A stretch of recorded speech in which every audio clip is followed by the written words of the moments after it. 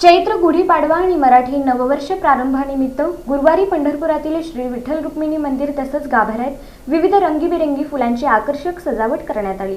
चैत्र गुढीपाडवा आणि मराठी नववर्ष प्रारंभाच्या निमित्तानं गुरुवारी पंढरपुरातील श्री विठ्ठल रुक्मिणी मंदिर आणि गाभाऱ्यात विविध रंगीबेरंगी फुलांची आकर्षक सजावट करण्यात आली असून त्यामुळे श्रींचा गाभारा अत्यंत मनमोहक आणि प्रसन्न दिसत आहे। या सजावटीसाठी पिंक डेझी 250 बंडल, व्हाईट शेवंती 800 काडी, गुलाब 50 बंडल, कामिनी 300 बंडल, जिप्सो 20 बंडल, जनाडो पत्ता 30 बंडल, आर्किड 10 बंडल, झेंडू 70 किलो, शेवंती 20 किलो, अष्टर 20 किलो तसंच अशोक पाला 20 माळांचा वापर करण्यात आल्याची माहिती मंदिराचे व्यवस्थापक संदेश भोसले यांनी दिली।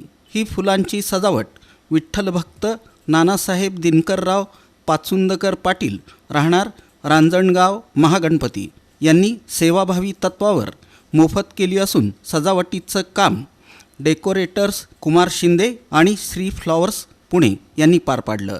या कामासाठी सुमारे 12 कामगारांनी परिश्रम घेतले। दरवर्षी महत्त्वाच्या सण उत्सवांच्या निमित्तानं श्री विठ्ठल रुक्मिणी मंदिरात विशेष फुलांची आरास केली जाते।